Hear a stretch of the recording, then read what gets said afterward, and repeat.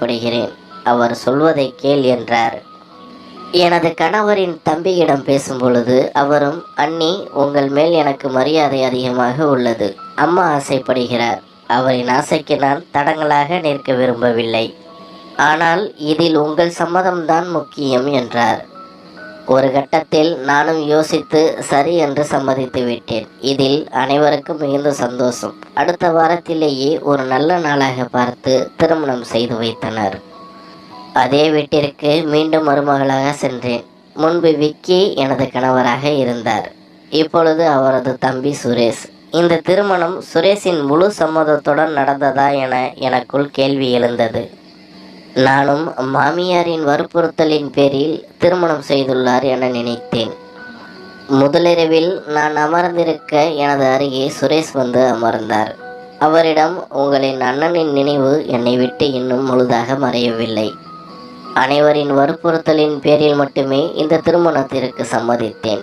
எனக்கு இன்னும் அவகாசம் வேண்டும். இதெல்லாம் பிறகு பார்த்து கொள்ளலாம் என்றேன். இதையெல்லாம் கேட்டுக்கொண்டிருந்த சுரேஷ் பின்பும் எனது கையை பிடித்தார். இது எனக்கு ஆச்சரியமாக இருந்தது. ஏனெனில் அவருக்கு சம்மதம் இல்லாமல் தான் இந்த திருமணம் நடைபெற்று இருக்கும் என நினைத்தேன். பின்பு ஏதோ யோசித்தவாறே எனது கைகளை விட்டுவிட்டு, நீங்கள் சொன்னபடியே பிறகு பார்த்து கொள்ளலாம், நான் கீழே படுத்துக் கொள்கிறேன் என கூறிவிட்டு வேறு இடத்திற்கு உறங்கச் சென்றார். காலையில் எனது மாமியார் மிகவும் ஆர்வமாக இருந்தார். என்னிடம் என்ன ஆனது என்று விசாரிக்க நான் அமைதியாக நின்றேன். என் மாமியார் அதை புரிந்து கொண்டார். மாமியாரும் முன்பை விட இப்பொழுது என்னை நன்றாக கவனித்து கொண்டார்.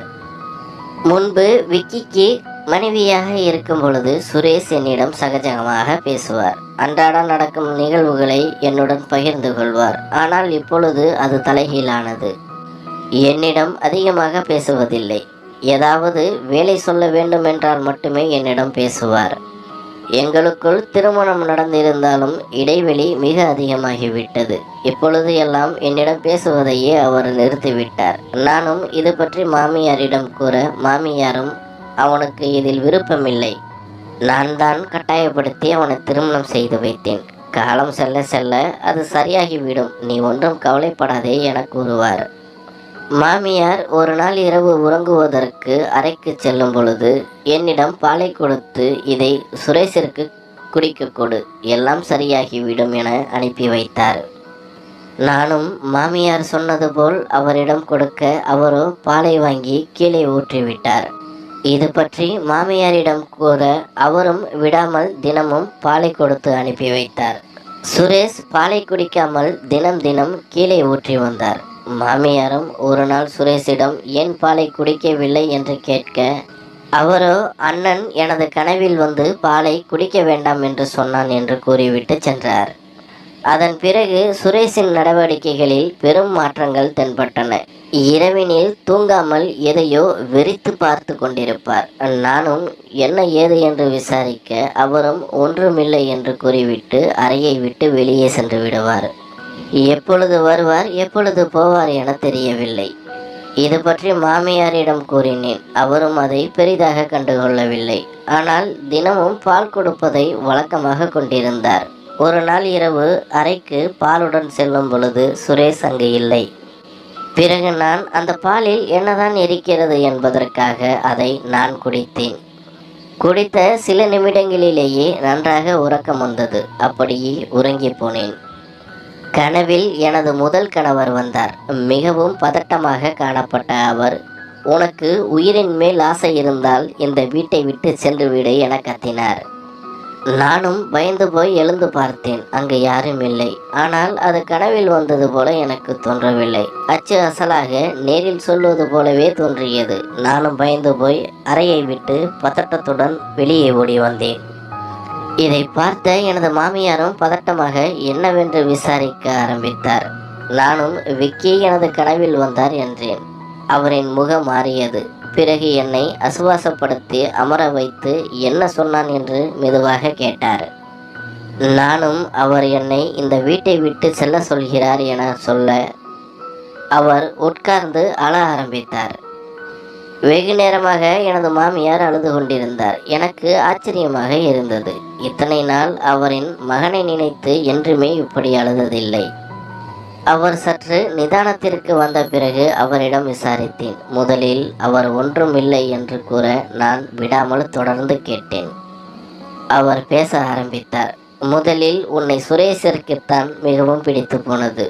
அவன் என்னிடம் கூறுவதற்கு முன்பே எனக்கு உன்னை பிடித்து போய் எனது முதல் மகனுக்கு உன்னை பேசி முடித்தேன். சுரேஷ் என்னிடம் வந்து அந்த பெண்ணைத்தான் எனக்கு பிடித்திருந்தது. ஆனால் நீங்கள் அண்ணனுக்கு பேசி முடித்து விட்டீர்கள். எதுவாக இருந்தாலும் முதலில் அண்ணனுக்குத்தான் நீங்கள் முன்னுரிமை தருகிறீர்கள். என்னிடம் எதுவுமே கேட்பதில்லை என கோபித்து கொண்டான்.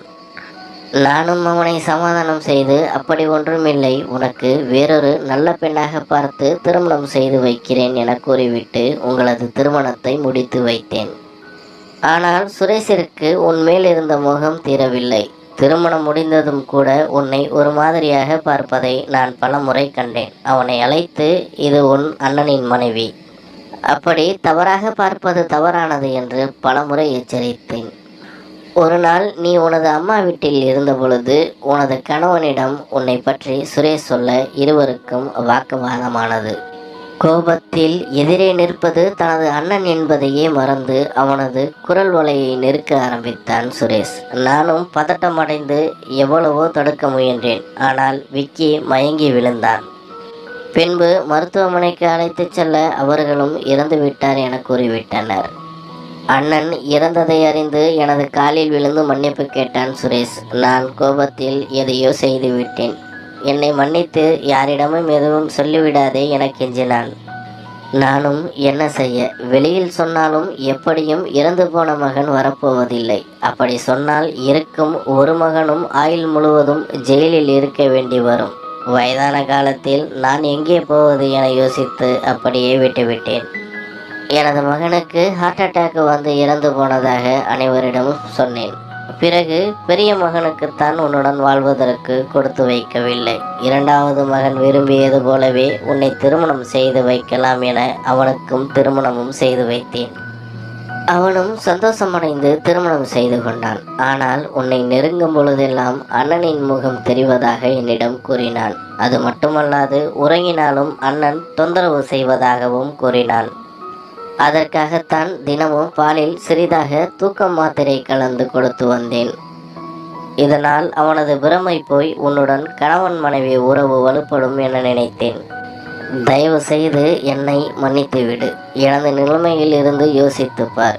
எதுவானாலும் இரண்டுமே எனது பிள்ளைகள்.